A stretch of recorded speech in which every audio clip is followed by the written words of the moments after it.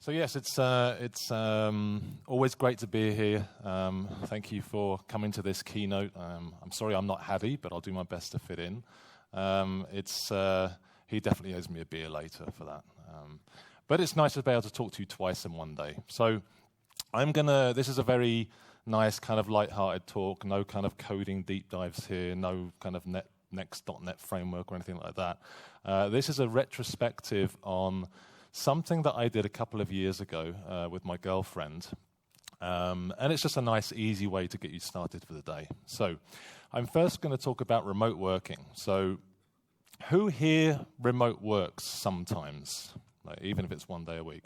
That's probably almost all of you, so that's very encouraging to see. Who here works remote works all the time? So 100%. Anyone? Now, that's quite a few as well. So I think a couple of years ago, if I'd have asked the same questions, I think less hands would have gone up. So it's definitely a trend in our industry. Who would like to remote work more? Anyone? That's quite a few of you as well. So what is it about remote working? What is this thing that attracts us to remote working? Why is it good for us and our companies? Well, it is actually pretty productive, right? Because there's a bit of a myth about, well, you've got to be in the office. If we don't have people in the office, how do we know they're working? If you're not going to work, you're not going to work if you're in the office or if you're at home, right? It's no point just having bums on seats in the office. It's a bit of a kind of myth that, that makes people productive. And ultimately, people have less opportunity to tap you on the shoulder and interrupt you. And we don't like interruptions, right, as software developers. Also, the work that we do is virtual, right? We don't actually make machines with our hands or anything like that. The work we do is in a computer. That computer can be anywhere. The internet is good enough now for that. So it's a natural thing that we can do with our jobs. It's just put that computer somewhere else and decouple the work from our physical location. And ultimately, it gives you a much better lifestyle. It gives you the opportunity to craft your own lifestyle. So I spent most of my career working in offices, and I've got to admit, I liked it sometimes. I like the social interaction. But it's the routine that really drove me nuts. It was having to get up at the same time every day, go to that office 5 days a week, every week of the year. It kind of drove me a bit mad, and that's what I didn't like. But now, with remote working, it gives us the opportunity to kind of craft our timetable and our location to something that we prefer. Now, I work for a company called Particular Software. We're the makers of a product called N-Service Bus. We are a 100% remote working company. So every single person in our company works at home. We don't have an office. That includes the CEO. I think our registered office is actually his house or something like that. But we are completely distributed all around the world. We're about 40 people. We have a free time off policy. You take off as much time as you want. You just decide how much you need and you just take it off. We don't have any management. Okay, so we have a CEO who can ultimately say, yes, we're going to hire someone or fire someone and things like that. But we don't have any day-to-day management. The way that works is that we've split I think it's important to give you a bit of kind of context here about how we work to show you why something like an extended remote working travel thing can work. So we split our company up into various strategies and projects. So a strategy might be something like platform development or developer education or customer success. And we have kind of semi-permanent squads. And their job really is to prioritize issues. So our whole company is on GitHub, and that includes all our policies and all our code and everything. You can basically send a PR to change the company, if you like. So all our issues and all our work to do is in GitHub, and the squads basically prioritize work within different strategies. Then to do some work, we form a task force, and a task force is where 3 or 4 people get together, they work on a GitHub issue, they close it, and they disband and go and look for other work. So that, in a nutshell, is how we self-organize. Now, what that then allows is that you can work effectively when you want, on what you want, and most importantly, where you want. So my girlfriend was also a kind of freelance remote worker. She did graphic design and that kind of thing, so it didn't really matter where she was either. So we thought we'd put this to the test. And we made a plan. We said we're going to spend 6 months traveling through 6 countries, and really importantly, it was going to have no impact on work. And this last point was really important for me. I didn't want anyone to be able to say, oh, Adam can't do that because, he's on the road. I didn't want anyone to effectively even know that I was necessarily kind of traveling around and working. Apart from when we was on a video call and kind of had a beach in the background or something like that. But I didn't want it to impact my work in any way. That was really important. So we started to prep for this, and the first thing we needed to do was to find somewhere to live, right? So when you start looking into this, there are all kinds of weird and wonderful vehicles. This is the original VW camper van. These things are absolutely fantastic. I love them. I was really tempted to actually kind of go down this route, but they're quite expensive these days, especially if they're in good condition. But when you look into this, you realize that there are all these kind of weird variants, and this is a stretch limo version of a VW camper van, like pretty special. This is a stretch limo high top version. So really some amazing, weird and wonderful vehicles around. This is a kind of cheaper version, which is a bit tempting as well.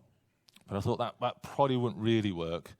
Or you can build your own. Does anyone know Dominic Beyer, Least Privilege, the identity server guy? That's the thing that he built. So he actually built this himself. He's a very avid camper and kind of goes all around Europe with this thing. It's a kind of Land Rover that he's built a roof on and all the rest of it. There are various varieties of this kind of thing you can do. I think this is actually Matt McLaughlin's van that he's got. Is Matt here?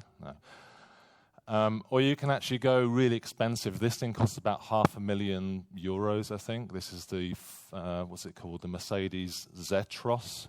And this is effectively a 5-star hotel room on wheels. It's got like a massive double bed and big flat screen and Miele kitchen appliances and all the rest of it. Or you can go the way of our American friends and you can just put your whole house on the road. I think this is Jimmy Bogart's RV Solutions. Jimmy here. And these things are effectively houses on wheels. This thing is bigger than my flat in Switzerland. It's ridiculous. But we thought we'd go for a kind of more conservative option. We first of all looked at the new VW camper. Actually, I think Matt McLaughlin has one of these, to be fair to him. That's actually a really fantastic car. We ended up going for the Mercedes variant of that. It was just a little bit more shiny. I just liked it a bit more. So that was the thing that we selected to be our home for this trip. And the concept is fairly similar to the VW. You've got a kind of fold-down bed in the back where 2 people can sleep. You've got a bed in the roof where 2 people can sleep as well. So a lot of space. So for 2 people, it's really quite nice. There's things like fridge and cooking facilities and that kind of stuff. So it's really quite nice. So that's us. We're sorted. We have somewhere to live. And the next thing then was the equipment. So in preparing for this trip, I got really obsessed with battery life. I was really kind of paranoid about having enough battery life because I didn't know, when we're going to have electricity and, when we might be camping in the woods somewhere. So I got really obsessed with that, and I ended up going for Lenovo T470. It's actually this laptop right here.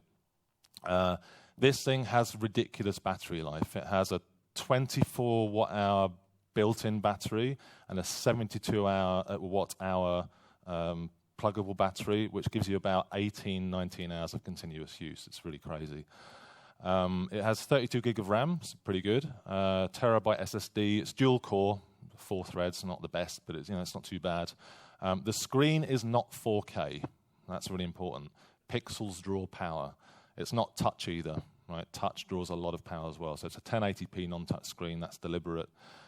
It is kind of what you classify as an ultrabook, with the exception of the battery. Okay, those of you at the front can probably see it's kind of, or maybe you can't because of that, but it's kind of tilted up on this battery.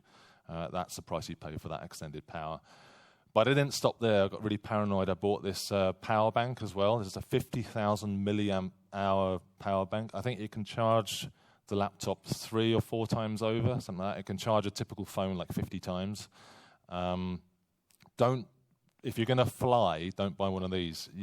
I found out 2 days before I got on a plane that you're not allowed to take these in hand luggage, or luggage at all, I think. I would have had it confiscated at customs, at security otherwise. I think the most you can take on a plane is about 20,000 milliamp hours, so you just got to watch out for that. Then I looked at my screens and I thought, well, this is actually my setup at home. So these are three 28-inch 4K monitors. That's a lot of pixels. And I couldn't bear the thought of going away and working just on that screen alone. So I thought, well, wouldn't it be great if I could take a portable monitor with me or something like that? And I started to look into it, and I discovered that these actually exist. This is a USB-powered external monitor, right? It's 1080p, nothing flashy, but it does not have any other power supply. All the power comes to the USB port. It's right here. I take this thing everywhere with me. I thoroughly recommend this if you do a lot of traveling. It's really, really good. And it's really easy to set up. This is actually me working on a train, going to a conference with this screen. It's really, really good. You can kind of set it up anywhere, and it's fantastic having that extra space, as you can imagine. Then I wasn't going to use a touchpad for 6 months either. That was going to be too much. So I bought myself a nice little mouse. Nothing to say too much about that. Noise-cancelling headphones. Really, really important piece of kit. Campsites get noisy, especially in the summer holidays with kids around and things. So noise-cancelling headphones, really, really essential piece of kit. And, of course, it wouldn't be much good if I didn't have any data, right? So this is the next thing to solve. Now, it turns out that although we've got this unlimited roaming thing in the EU, with no charges, unlimited data doesn't actually translate to that. So there's no such thing really as an unlimited data non-roaming in the EU still, right? I thought there must be, because I have unlimited data at home in Switzerland, but Switzerland's a bit special anyway, because in Switzerland I can't actually go to the EU and non-roam. It's a bit better now, but as EU citizens, you can come to Switzerland and non-roam. It's just Switzerland's always a bit special. So because I still have a UK bank account, and our first destination was the UK, I picked up a local SIM card in the UK. So this was a 20 gig SIM card for £23 a month, so quite a good price. Actually, later on, they just slashed it to £8 a month when I threatened to cancel it. So it's really quite a good deal. And I thought I'd see how I go with that. I bought myself like a kind of basic Wi-Fi hotspot to share that. I also got paranoid about my phone with battery there, so I bought this thing, the Lenovo P2. This is a 5,200 milliamp battery, milliamp hour battery. Typical phone has sort of 3,000, maybe 4,000. It would cost me about 300 francs back in Switzerland, so not too expensive. And the battery life was so ridiculous that I had to tweet about it, right? I promise you I did not make this up. I promise. 7 days left, and I'd been using it for 9 hours. So in 9 hours, I had used 4% battery. It's a ridiculous phone. Unfortunately, you can't buy it anymore. They just don't sell it anymore. And I broke mine. I smashed the screen, but right on the last day of the trip. So it was like really, really lucky. But it's an amazing thing. So that's our house sorted for the trip. That's our equipment sorted. It's time to hit the road. So we made a plan, first of all. We thought, well, we're going to go around those 6 countries, and we're basically going to hug the coast of Western Europe. That was the plan. So kind of dash up from Switzerland up to the UK, hug the coast of the UK, and then come down through France and Spain, all the way back across again, around Italy, and back home to Switzerland.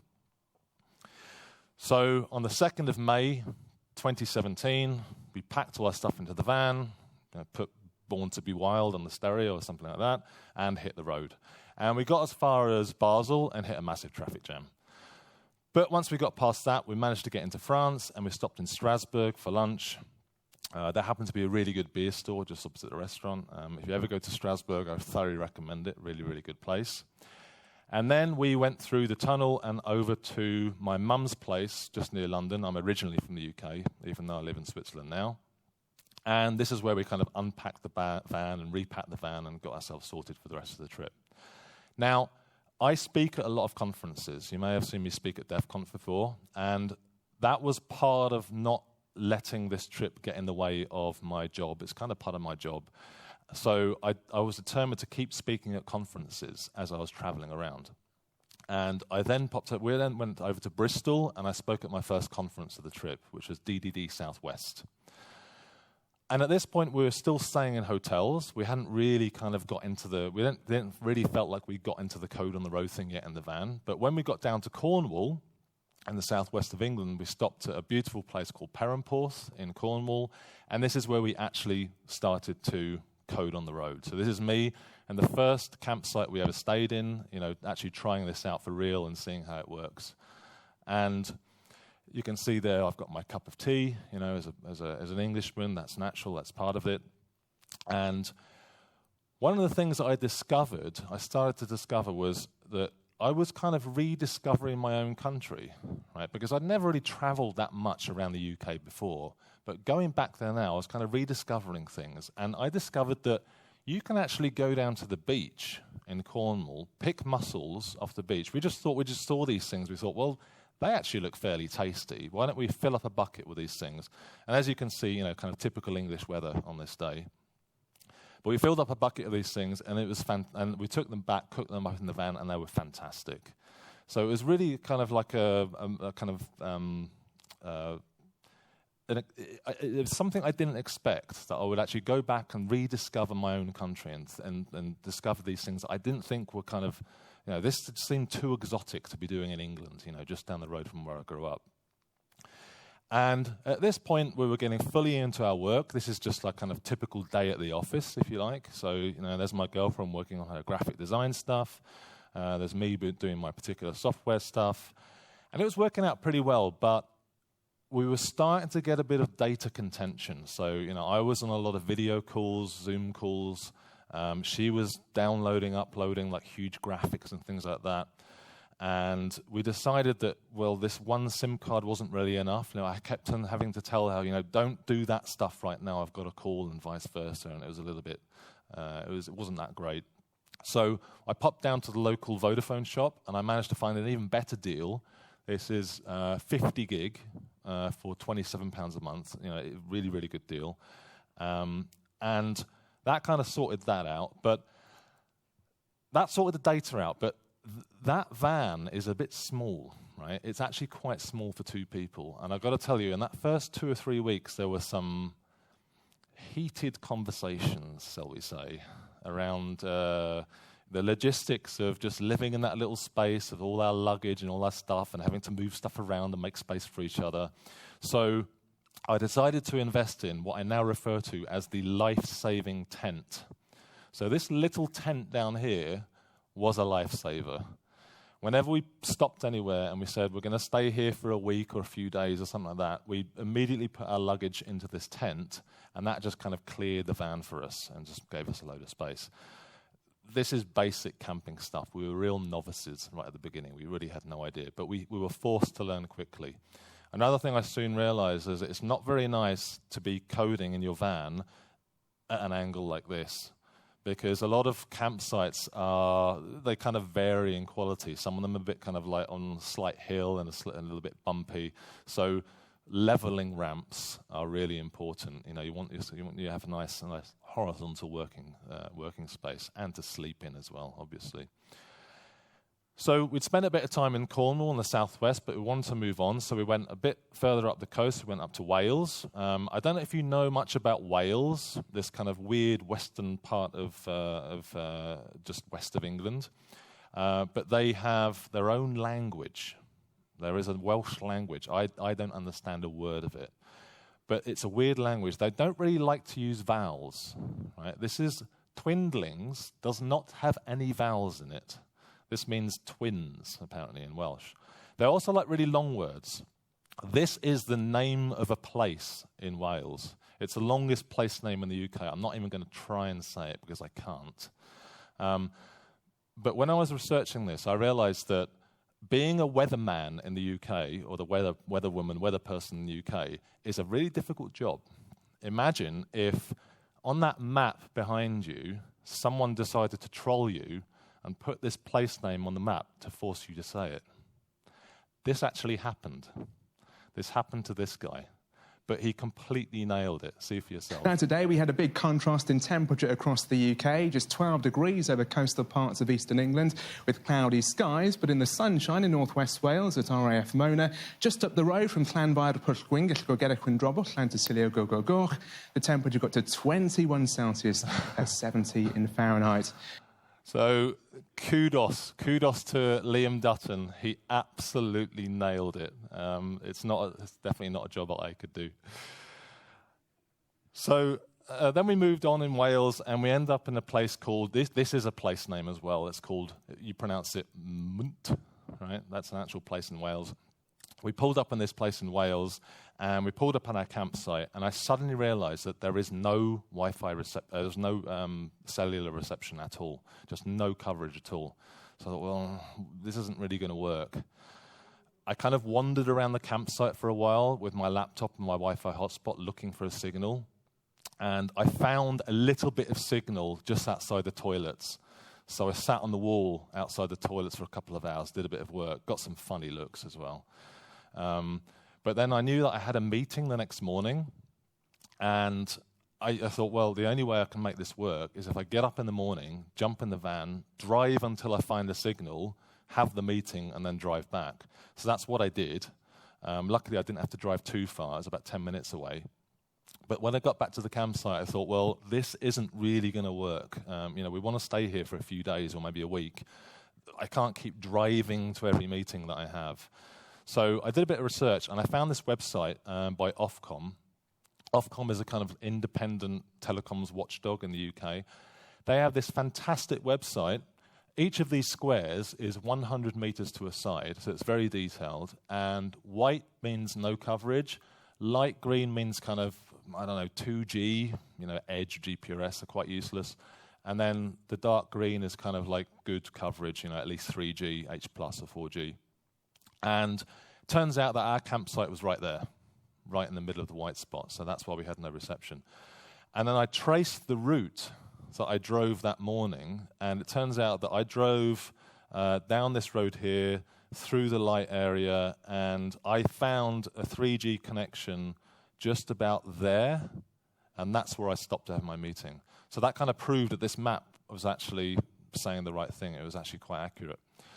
And I also realized that I was using the Vodafone SIM card of the two SIM cards I used, and there is actually a drop down here to choose which provider. So I changed that to 3, which was the other SIM card that I had, and it turns out that that was the coverage. So sure enough, I changed to the 3 card, and it was fine for that campsite. So this is a really, really good resource. It's really good then to have 2 cards from 2 different providers. When you're not in the country where the card comes from, it doesn't matter so much because you can kind of choose carrier. But if you're in the country where your card comes from, you can't choose carrier. So it was really good to have the Vodafone and the 3 card. So, because sometimes Vodafone was better and sometimes 3 was better. So that came in really handy.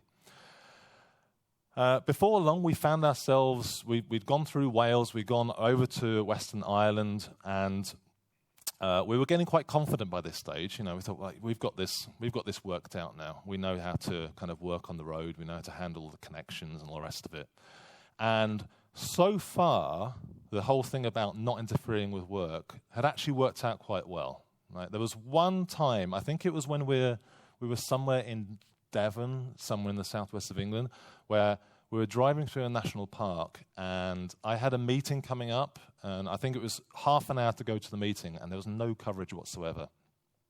So I gave my phone to my girlfriend, and I said, as soon as you get a 3G connection, tell me. So we drove for about another 20 minutes, nothing, and I was getting quite worried at this stage. The meeting was 10 minutes away. We drove for about another 5-10 minutes, and I think it was 2 minutes before the meeting, she just shouted, "Stop! 3G connection." I pulled over the side of the road, had the meeting, and then carried on driving. So that was the closest point in the whole trip to being on the road interfering with work. It was a close shave, but I got away with it. We also realized that 3 months had gone past already, because time flies. We were halfway through our trip, and we'd only made it from Switzerland to the west of Ireland. So we thought, well, we're not quite going to stick to the original plan. What should we do?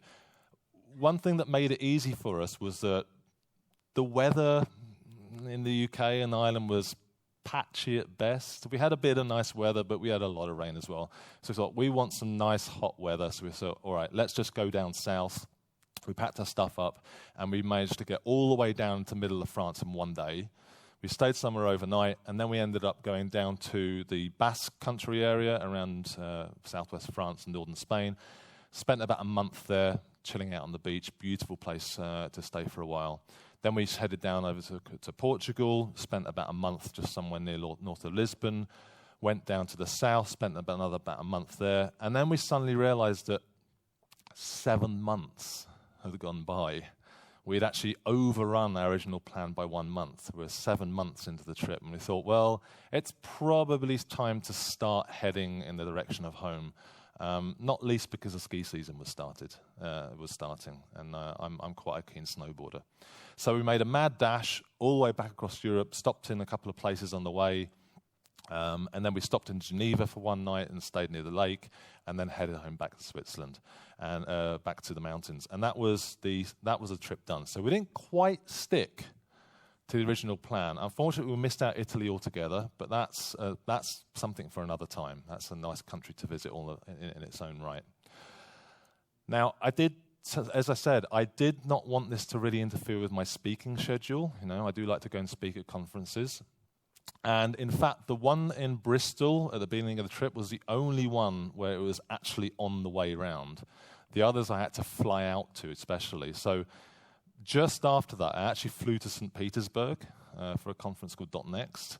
Then I flew actually back to Switzerland for a conference called .net Day in Zurich. And then I flew back to London, picked up my girlfriend, and we carried on. And I did that a few times during the trip. So the actual route kind of looked more like this.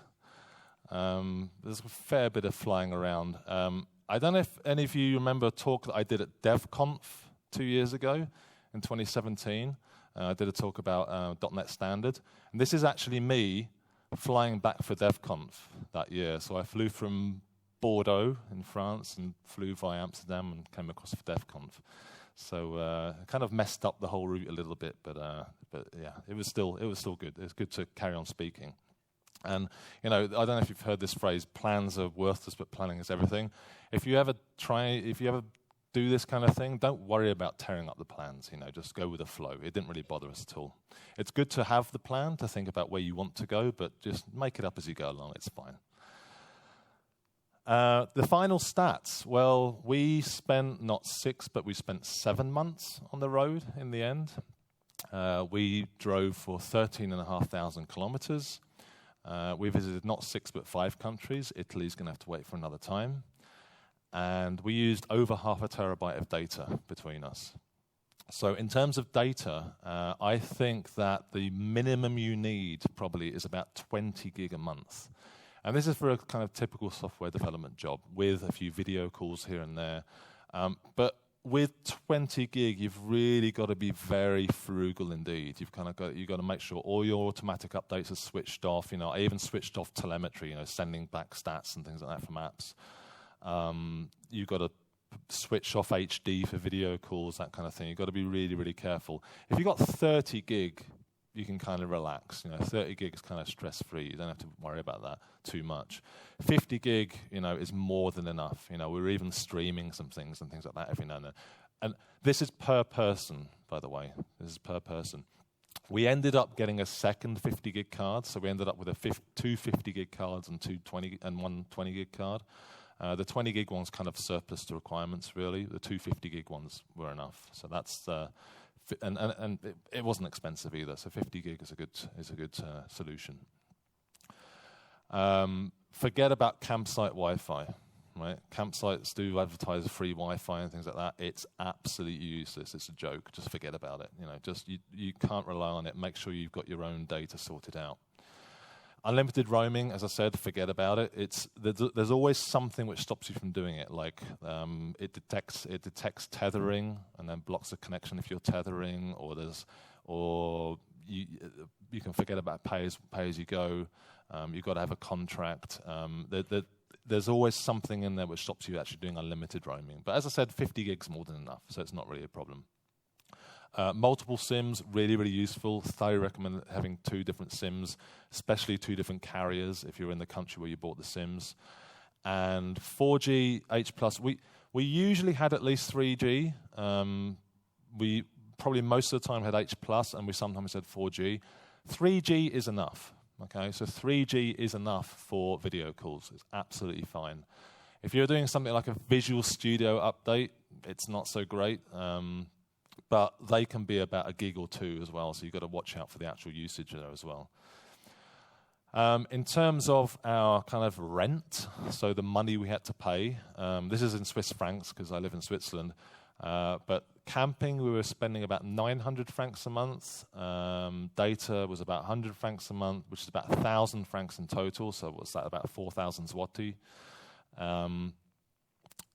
Actually, our flat in Switzerland was a lot more expensive than this, and we subletted it for the entire time. So we actually saved money by being on this trip in a kind of weird way.